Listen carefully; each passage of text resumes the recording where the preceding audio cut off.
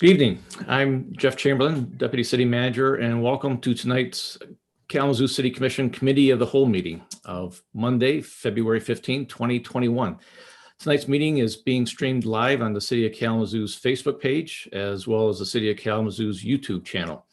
You can also listen to tonight's meeting by calling area code 269-552-6425 and entering meeting ID number 960-9677-5500 when prompted. And you can also leave a public comment for tonight's meeting by calling area code 269-226-6573.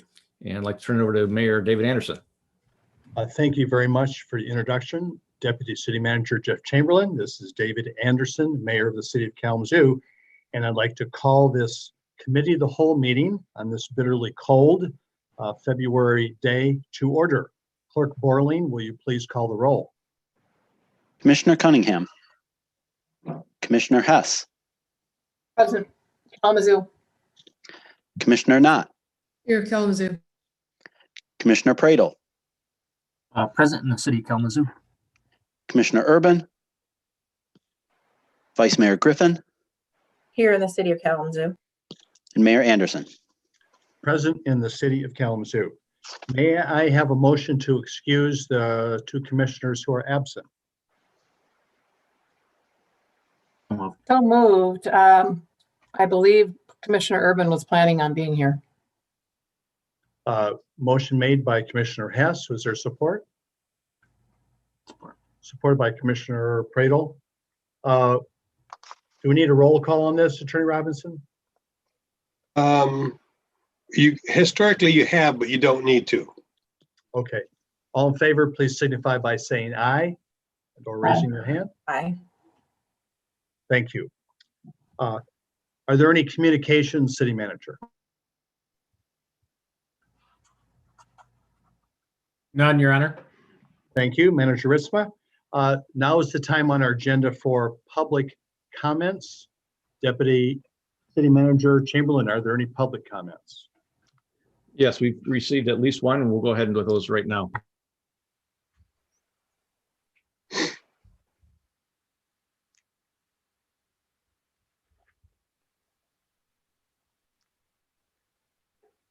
Jeff Messer, city resident. Commissioner Cunningham and I watched the January meeting of the Parks and Recreation Advisory Board. One of the things I learned was PRAB has a practice of holding their meetings outdoors in city parks during the summer when the Growlers baseball team is occupying the office at Mayor's Riverfront Park. PRAB plans to continue outdoor meetings this summer at a different park each month. If the City Commission has not resumed at least hybrid meetings by this May, I request that the Commission move its meetings outdoors this summer to the same parks PRAB is meeting in. This is convenient because their meetings are held on the first Tuesday of every month. Outdoor City Commission meetings are not unprecedented. Parks Director Fletcher was trying to establish a new tradition of an annual Outdoor City Commission meeting in city parks, where meetings were held on the third Monday of September in 2017 at Hayes Park and 2018 at Davis Street Park. Please seriously consider this request. I previously left that comment for the last City Commission business meeting on Monday, February 1. It was not played during the meeting because I had left a separate comment for a consent agenda item I had moved to the regular agenda. During an in-person City Commission meeting, I would have been allowed to have both comments during the meeting. This is yet another example of how the Commission has been disenfranchising its citizens for the past 11 months by continuing to hold 100% virtual meetings, while some adjacent municipalities moved to hybrid meetings back in July. I asked that there be an option added to the voicemail menu that allows citizens to leave comments for agenda items separate from non-agenda comments. Thank you. Mayor, that was the only comment that we received so far. Thank you so much. I appreciate for the call in and for that comment. As far as I know, there are no special agenda items.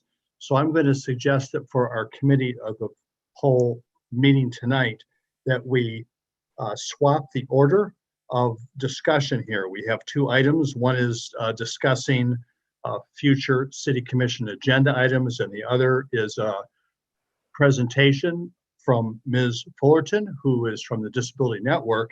So I'm proposing that we allow her to go first, and not have to wait around for whatever discussion we might have on the other topics. That's okay with everybody, and you as well, Ms. Fullerton. I will offer the floor to you. And thank you for being here. Let me make sure I'm unmuted. Okay, thank you so much. So my name is Leatrice Fullerton, and I am a program manager here at Disability Network Southwest Michigan, program manager of advocacy and community education. So what we do at Disability Network is we educate and connect people with disabilities to resources in the community while advocating social change.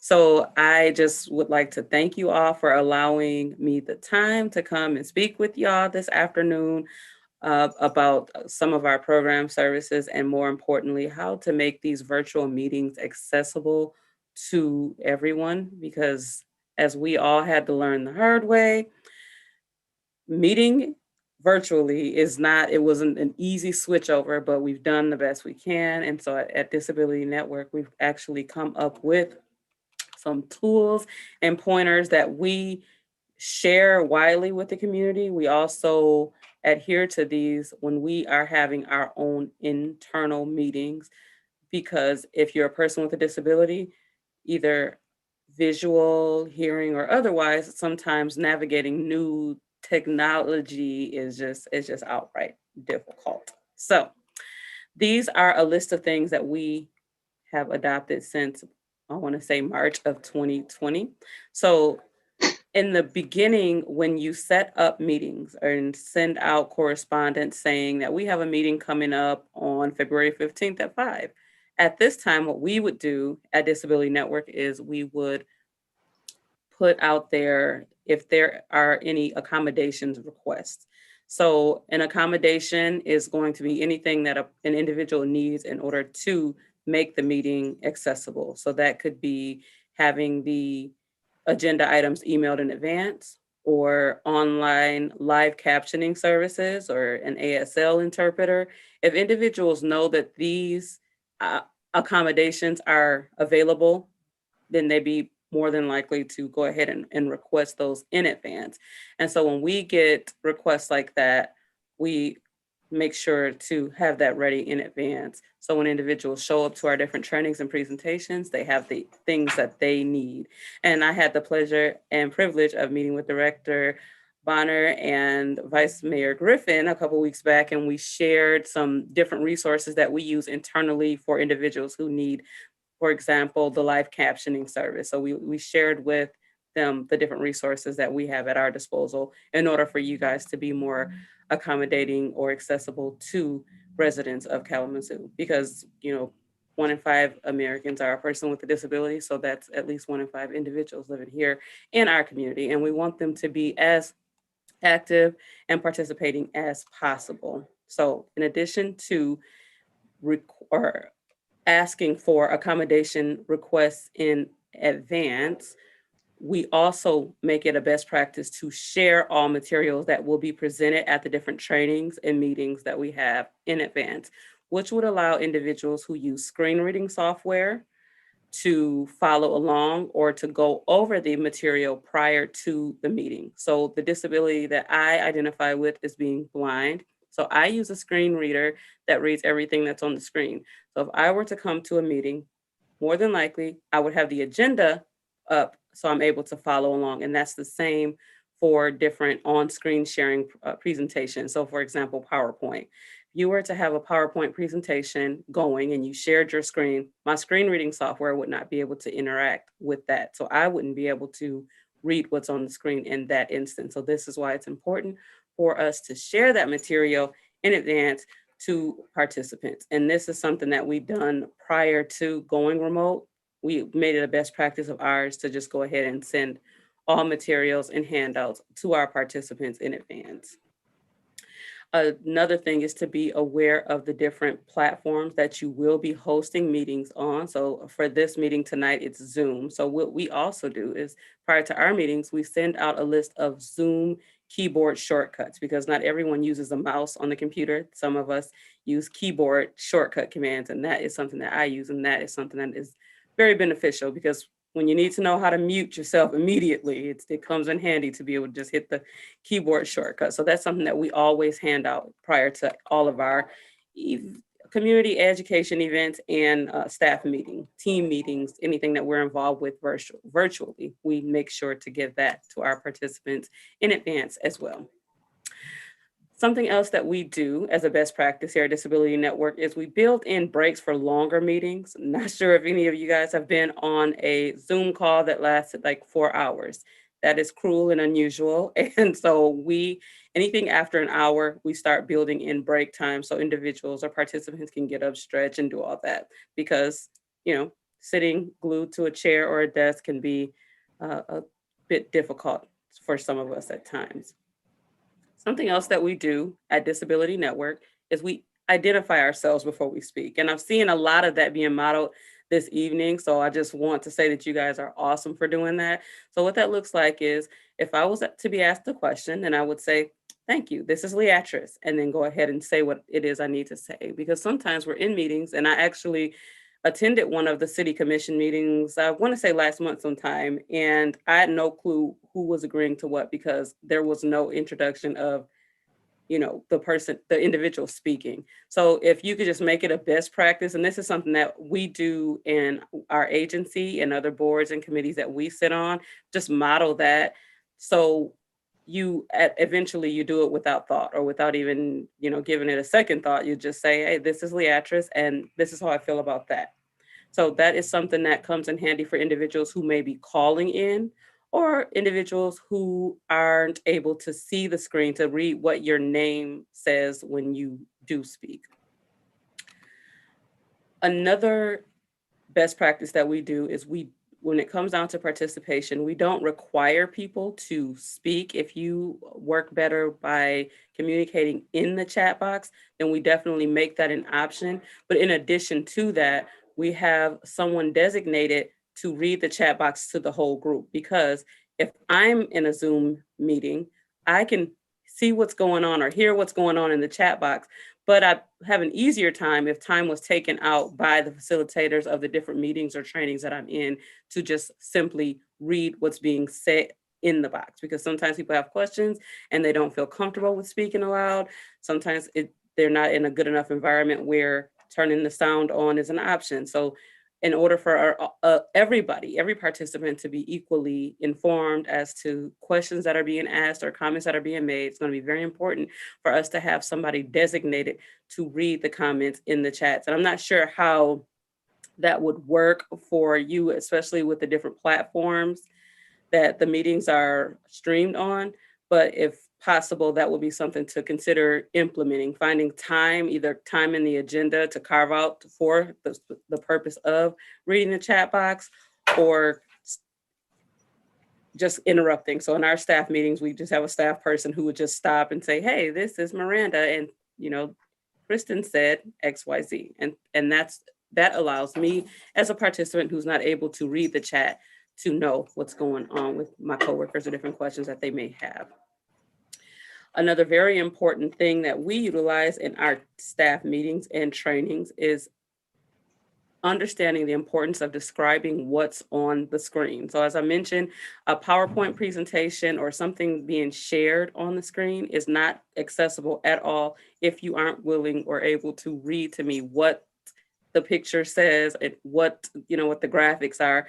Sometimes you could attend different trainings where they have like a chart, and they'll say, so as you can see right here, and prove whatever point they're trying to make. But unfortunately, not everybody can see right here. And that's true for callers who aren't on the phone and for individuals who are on the computer and still don't have that ability to see. And be mindful of the things that you described. So I went to a training recently where they tried to adopt this as the best practice. And the facilitator described what she looked like and what her background looked like. She did no description of the presentation that she was talking about. So just be mindful of the very important things that we as participants would need to know if we don't have the ability to see what it is you're sharing. Another accommodation or another tip to make a meeting go smoothly is to can be in control of the sound. So encourage one person speaking at a time.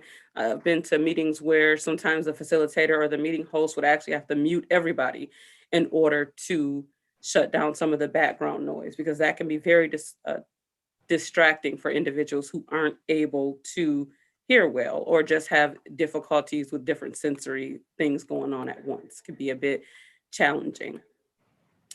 Another tip that we do, or best practice that we use, is having our camera on when we are presenting or speaking. And this is an accommodation request from individuals who may identify as being deaf or hard of hearing and need to be able to see to read lips. So if my camera is off and I'm speaking, they aren't going to be able to hear what I'm saying or read my lips. And so this is why it's very important for us. And this was a more difficult thing that I had to cope with when we first went virtually, because I just didn't think it was fair that my coworkers could see me and I couldn't see them. But when they disclosed to me what the reason why the camera needs to be on, then I'm all about having the camera on and making accommodations. And that is true too for having things in front of you. So if you're eating or drinking or covering up your mouth, that is not very accessible for individuals who need to be able to see you to participate fully in the meeting. Another tip is to make sure your microphone is muted when you aren't speaking. Again, that speaks to all the extra background noise that we see sometimes in different meetings where there isn't much control. Another tip is to be close to the camera. So that is so individuals who are reading your lips are able to get a clear visual of you while you're speaking. At the end of each meeting or beginning, just always be willing to share your contact information. So if individuals want to follow up with questions or comments, maybe they didn't feel comfortable with either using the chat box feature or turning their video and audio on to ask a question. So be reachable and be approachable. So when individuals need you, they're able to reach out. And the most important thing about virtual meetings and knowing whether or not a person will be able to participate fully is to ask what you don't know. Well, Leatrice, there's a meeting coming up and this is what we're going to be sharing. Would you be able to access this? Or there's a link. Would you be able to go to this link? Then I can answer, because there is no one straightforward cookie cutter answer to disability. Disability is a human diversity characteristic and it varies from person to person. So it's always very important to ask for clarification in areas that you are familiar with. And as I mentioned earlier, I met with Director Bonner and Vice Mayor Griffin about the awesome position that she has as far as being the Director of Diversity, Equity, and Inclusion for the City of Kalamazoo. That is huge. And so we talked about what disability is and how it fits into that, and what intersectionality looks like, which is basically taking into consideration persons' multiple identities in order to get an understanding of the diversities that or the obstacles and oppression, different things that they face. And so we were able to talk and communicate and come up with some different game plan strategies in order for us to be of support to the City of Kalamazoo, because Disability Network has been in this community for 40 years this year. And we are here to support you in all your different efforts. If there's things going on and you want to know if it's going to be accessible both physically and programmatically, we're here. If there's job descriptions, job postings that you guys have, and you'd like us to look over it for language that isn't ableist, we're here for that. And I just mentioned ableist, and ableism is another big training that we put on for the community and in different agencies as a whole. And that is basically examining what it looks like to be discriminated as a person with a disability based on the disability. A lot of us have heard of racism, classism, sexism, and ableism is one that we haven't heard much of. And so Disability Network, we go around and facilitate those different trainings. So those are pretty much the things that I wanted to cover this evening. Does anybody have any questions for me? This is David Anderson. Does anybody have any questions for Ms. Fullerton? Oh. Commissioner Hess. Hi, Jean Hess. Leatrice, thank you for your presentation. It occurs to me that Awareness is often an initial step into growth and education and wanting more education and inclusion and greater level of equity in our city. My question is, when we go back to in-person meetings away from Zoom meetings, what would make it better and easier to have those who are disabled follow along? Have we ever had ASL translators in our in-person meetings? I've only been on the commission for a year, so I don't recall that happening. And through the Public Media Network and our YouTube channel, are you able to follow along with what's going on, and how could we help you with that? Thank you. This is Leatrice. So when it comes down to ASL interpreters or live streaming, I'm not sure if you guys have ever had that, and it probably would have had to come through as an accommodation request. So something that I spoke with the vice mayor about and others is making the accommodation request process accessible. Like when we share different events or upcoming meetings, be clear with that language. If you have any accommodation requests, and give us direction on how to make those requests, because I don't know. I'm not sure, but if I were to be attending the meeting, my accommodation request would be to have the agenda sent out in advance electronically. So I would be able to use my phone or computer if it's a matter of meeting in person or virtually. I would be able to access materials that way. So when it comes down to in-person meetings, definitely be clear with how citizens would be able to make those accommodation requests. Thank you so much.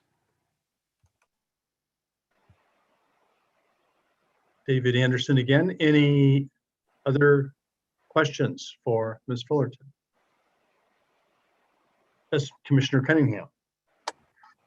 This is Eric. I didn't have any questions. I honestly just wanted to say thank you, Ms. Fullerton, for all of the work. I've had the opportunity to work closely with you for going on probably 10 years at least. So I just want to say again, I appreciate everything that you do for the community, and it's always needed. This is Leatrice. Thank you so much, Commissioner Cunningham. And I did mention different trainings that we have. If you guys look at our website, there's a calendar of community events. I believe that Commissioner Pradel was in attendance for one of our community education events. So we have a lot of different things coming up in the next few weeks. I mentioned ableism. There are a couple different ableism trainings taking place in March, and I am the co-facilitator of that particular training. So you won't be let down if you check us out.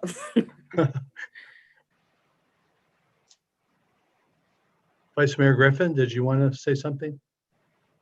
Yes, I didn't have any questions. This is Vice Mayor Griffin. I just wanted to thank you, Leatrice, for coming. I did have a chance to take ableism 101 and 102 back in 2019. And I will say I've taken a lot of trainings, and that probably was one of the best trainings that I've taken. And I hope that we can incorporate that into commission taking that training. And continuing to take trainings to learn more about this and how we can be more accommodating, and especially as we move or transfer from virtual to in-person, how we can continue to be more accommodating. So thank you very much. This is Leatrice. Thank you so much for your kind words, Vice Mayor. Well, I see actually Commissioner Pradel wanted to say something as well. Is that correct? This is Chris. Just wanted to thank you. I had actually my whole team attended one of the webinars that you were mentioning here recently, and just an invaluable resource. And I know members of my team and I are looking forward to, in my day job, looking forward to participating more. And then out of that came a building audit that we did as well. And so there's just a wealth of resources that you guys offer in addition to education as well, which I'm incredibly grateful for. And so hopefully we'll be able to implement some new strategies in our building. So some additional great opportunities came out of that webinar. So thank you so much.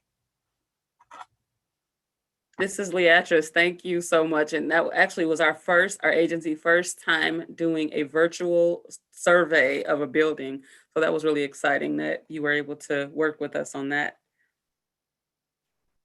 This is David. I see that Commissioner Urban has his hand raised.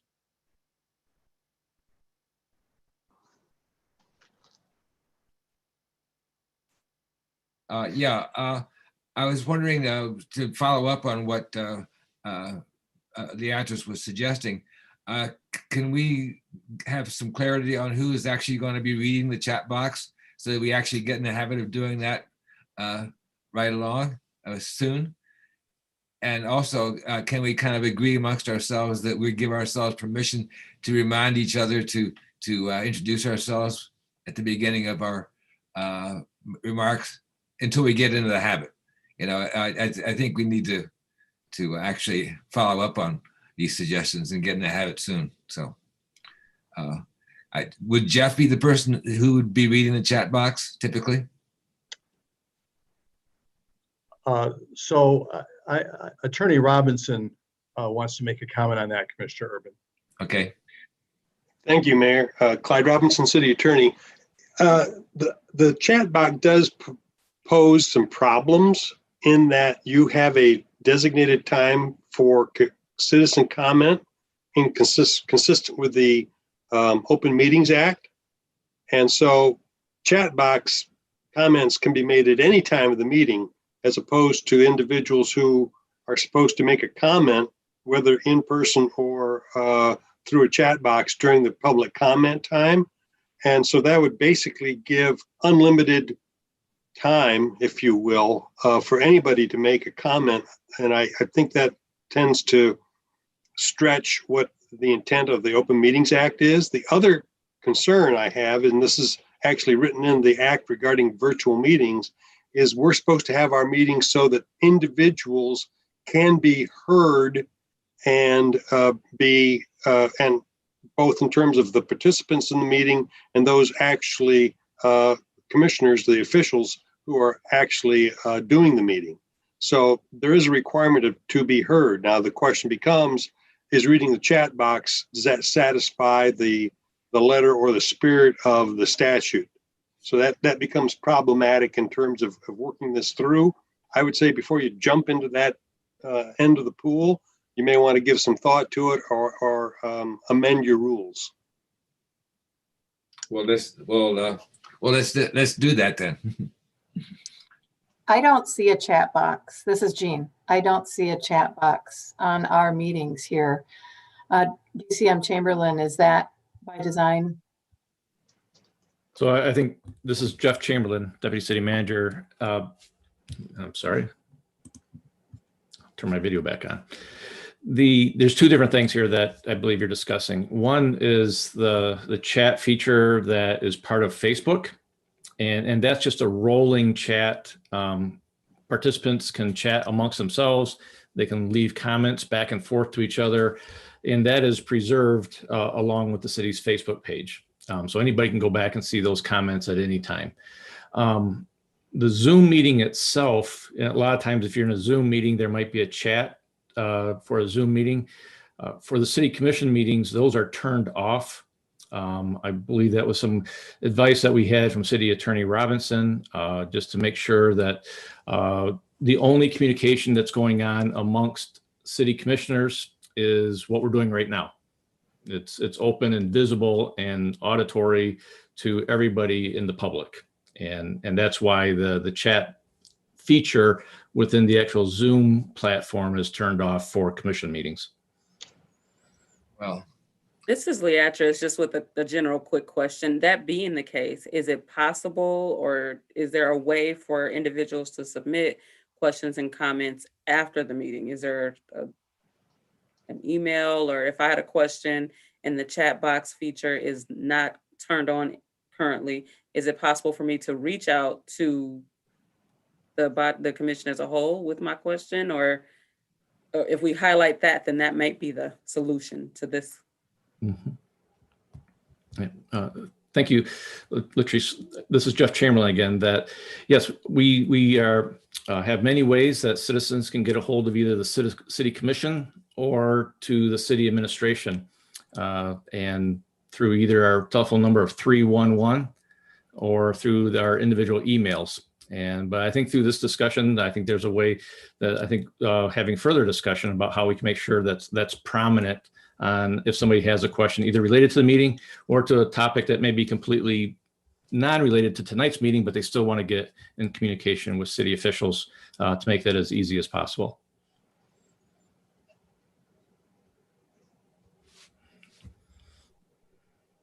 Commissioner Urban, yes. Just to move that along, could we just arrange for, ask Deputy City Manager Chamberlain to take into account what we just learned from Leatrice and have him submit our what we are planning to do on account of what she said and what we were already doing, and see if we can get some critique of that from her, so that we maximize what we can do and still comply with the Open Meetings Act, and just follow up on this so that we actually are doing something.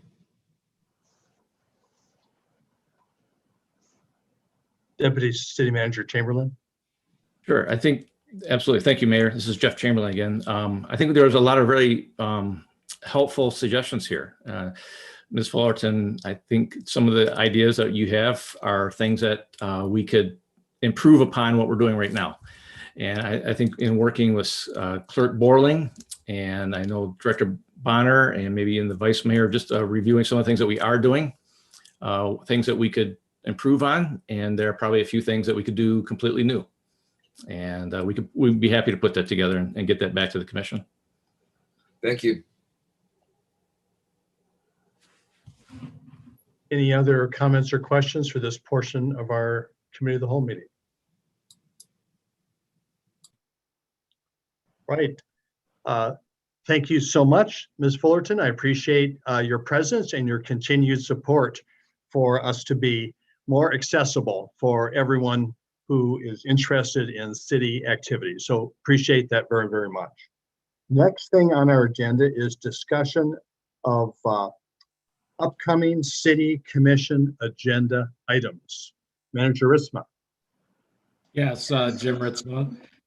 I'm going to turn it over to DCM Chamberlain. He's got he'll preview tonight's agenda and what's upcoming on the strategic calendar that you should be aware of. So, Jeff. All right, thank you. We're going to just give a quick preview of tonight's agenda, and also just based on what we just learned here, a lot of it is just actually from tonight's agenda lifted onto a PowerPoint. But next time we will make sure we get that PowerPoint available to the public beforehand, based on one of the tips we just heard tonight. So let me begin sharing my screen here if I could, please.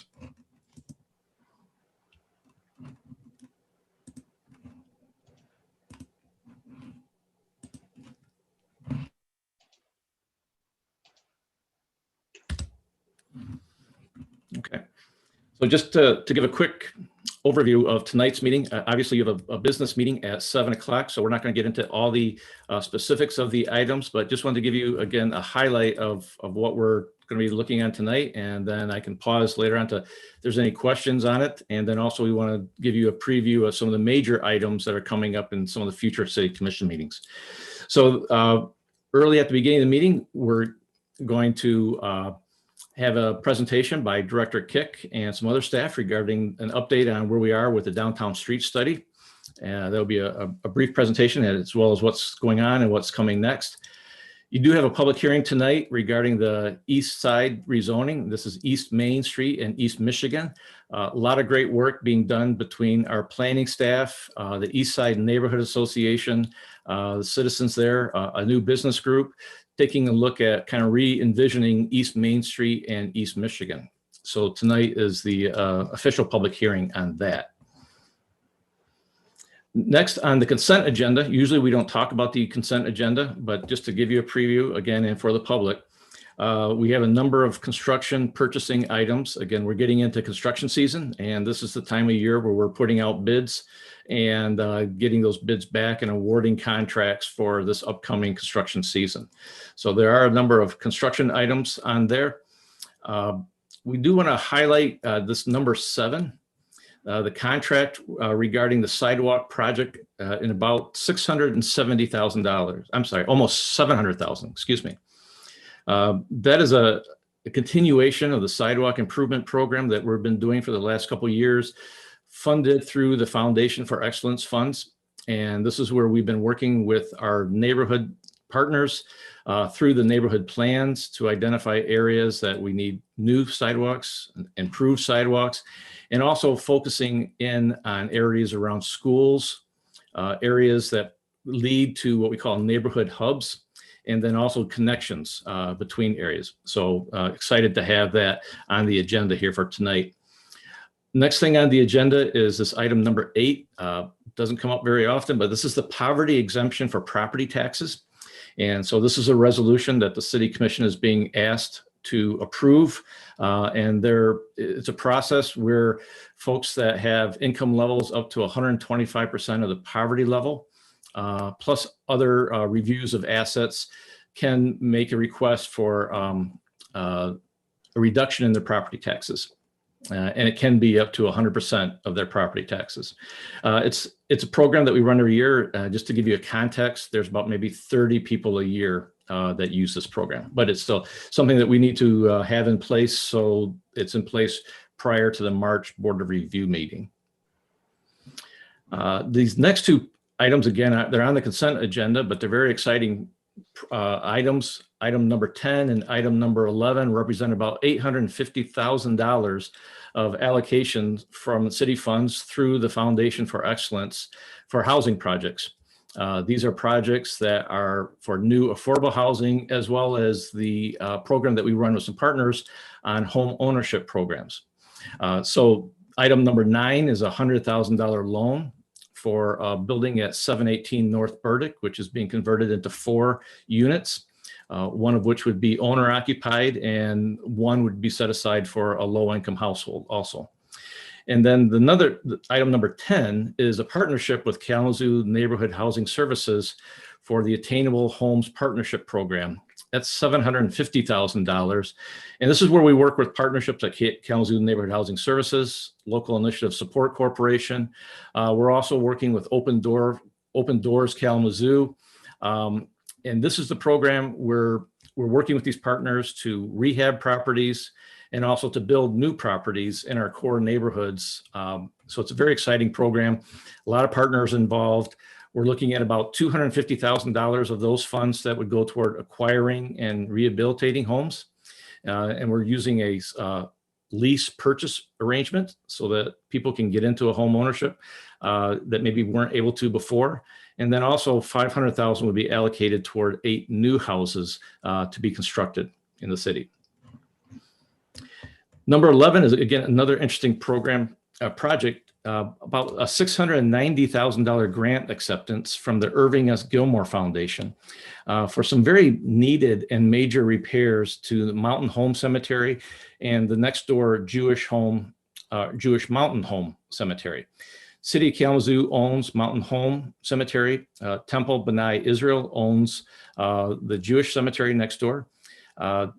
We have worked with the Irving S. Gilmore Foundation to identify needed repairs in both cemeteries, such as repairs to roadway, retaining walls, some buildings that are in there, some stairways, and some forestry work. And in this partnership, the city would serve as a fiduciary for the Temple B'nai Israel part of it, and we would coordinate the construction work together. So a very generous offer from the Irving S. Gilmore Foundation, and we're very appreciative and want to say thank you to them for that. And then finally, not finally, but item 12 is just a coordination agreement for elections. We're talking about elections again, between the city of Kalamazoo, the county, various school districts, KRESA, and Kalamazoo Valley Community College. And then on the last 2 items on your consent agenda is a small parcel of land that we're needing to acquire for a road project. Some of the infrastructure work over by Sun Valley in the southern part of the city. And then finally on the consent is a job reclassification study that was done for the city clerk's position. And so this is the result of the reclassification study and the corresponding salary adjustment that goes along with that classification study. So are there any questions on that? And I will also highlight the regular here real quick. Any questions on the consent?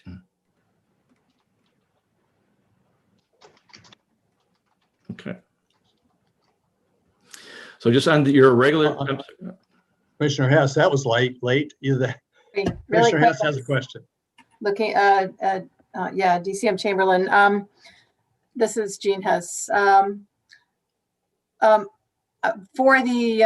For number 8, the poverty exemptions, who at the city would be, would someone go to for help with filling out these forms for the poverty exemption? What office is that? I'm sorry to be not knowing that. No, it's a very valid question. Thank you. It's handled through our assessor's office. So there's a form that an individual needs to fill out. And then also, thank you for that question. It's also important to note that this is a 1-year reduction. So a household has to do this if they wish to. They have to qualify every year. So they have to make a reapplication once a year. But it would begin with the city assessor's office. Okay, thank you. And then regarding the cemeteries, besides Mountain Home, what other cemeteries are in our jurisdiction? The one on Riverview. The Riverview Cemetery, yeah. Yeah, that's those two are the city of Kalamazoo's. The large cemetery on Southwest Niche, and then also on Drake Road are private cemeteries. Okay, thank you. I was wondering about that. So I know that Gilmore has been very generous, and we're very appreciative of that. Is there another plan for the Riverview Cemetery? We not as part of this grant application. This was something that the Irving S. Gilmore reached out to the city specifically. We do have ongoing capital plans that we do for both cemeteries. And a lot of it does involve forestry work, paving of the streets, repairs to the stone retaining walls, as well as the ongoing, just the cutting of the grass and the maintenance that happens every year. So we work with our public services staff, and there is a cemeteries fund that we then plan accordingly what repairs will be done every year. Okay, thank you so much. Okay, thank you. So on the regular agenda, there's 3 items. The first item on the agenda is the approval of the release of the analysis to impediments for fair housing. Director Bonner, Director of Diversity, Equity, Inclusion, will be giving a presentation on how that works. And the actual action is to open that up for a 30-day public comment period. And then finally on the agenda, items number 2 and 3 are the water and wastewater rate ordinances. We gave a presentation on those 2 weeks ago, and it's an actual ordinance. They were offered for first reading 2 weeks ago, and this is coming back to the commission then tonight for final adoption based on what we heard 2 weeks ago. Any further questions on those? And I can touch on some upcoming meeting topics. I see Commissioner Pradel has his hand up. Deputy City Manager Chamberlain. Sure. A quick question for you. In terms of that release draft of the analysis of the impediments copy, for the public comment period, just the first question, in terms of what feedback are they looking from the community in specifics? Is the feedback content in nature, or is it are they looking for inaccuracies in data, or maybe areas where they could expound on? I'm just kind of curious what sort of feedback is the city administration looking for in that piece there? Great. Thank you, Commissioner Pradel. I can have Director Bonner expound on that tonight during the presentation, but shortly though, I mean, it's all of the above. Okay. I think to what you made right there, are there items that we missed? Are there areas for improvement? Does somebody have a question? Do they have another recommendation? Okay. So that's the purpose of this 30-day public comment period, is to solicit those critiques. And then do the comments need to come during one of these public sessions, or is this something that the input could be taken, electronically by email, and then who would those go to? directly. I'm sorry, absolutely. There's various ways. They do not have to come in during a commission meeting. They can come in electronically, written, email, any way that somebody can get them in to Director Bonner and our community planning and economic development staff. We will take those comments any way they come in. Okay, great. Okay. Thank you. Thank you. So we also just want to give the commission just kind of a sneak preview of some of the major items coming for commission meetings in the future. To remind you and the public at large, because this is kind of a new way for us to do this here for these committee of the whole meetings, that this is not an all-inclusive list. It's primarily just highlighting some of the significant topics and presentations that will be coming up. So we're not going to have a list here of every purchase and every contract coming up. Those are more routine items. And then also just to remind everybody that even though we'll show some dates here, that they are subject to change. Sometimes just because of the way the agendas are working or because of the way we're working on documents, we might have to shift it from one meeting to another. So next, we have your next committee of the whole meeting. We will be looking at commission retreat ideas, because you do have a commission retreat that we're working with you all on to come up. So we want to talk during that meeting about some retreat ideas, and then also public safety will be there that night to discuss their vision for some of the work that Chief Coakley has been working on. So that'd be the agenda for March 1st Committee of the Whole. And then just some of the preview of some of the items at the business meeting, March 1st, our HUD, our Housing and Urban Development Consolidated Annual Performance and Evaluation Report, also known as the CAPER. We'll be setting a public hearing for that night, and then also a 3-year contract with United Way. And so we've been a lot of discussions lately about United Way, and so this will be a discussion about their contract. Well, it'll be on the agenda. We are, as I just mentioned, planning a retreat, and so we're still working through all the details, but we are sliding in Saturday is March 3rd. And so just to put that on the calendar. And then Monday, the 15th of March, for the Committee of the Whole meeting. Right now, tentatively, we have that slated as an opportunity to do some debrief and follow up from the retreat itself. And then that night at the commission meeting, we have appointments for the Foundation for Excellence Board. And obviously, we're working on a lot of other projects, and this will be a rolling calendar as we go through these Committee of the Whole meetings. So with that is all I have tonight. So thank you.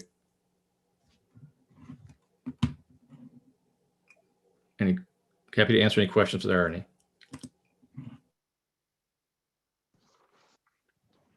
Manager Ritzma. Yeah, thanks. Thanks, Jeff, for that overview. One other thing that we'll figure out where to slot this is future work session topics that commissioners would like to have. So we'll develop a Committee of the Whole calendar and be able to space out those topics over the next few months as we try this out with the Committee of the Whole structure. So we'll be soliciting ideas from commissioners also. Thank you, Manager Ritzma. I appreciate all that information. That's very helpful. Thank you, Deputy City Manager Chamberlain, as well. Now is the opportunity for us to make commissioner comments. Just want to remind anybody that's watching, this is our Committee of the Whole meeting. We will be having a business meeting tonight that starts at 7 o'clock.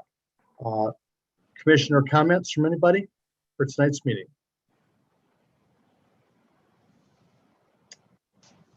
Seeing none, good to see everybody. We'll have a little break here, refresh ourselves, and then we'll see each other in a little over an hour. Thanks again. We are adjourned.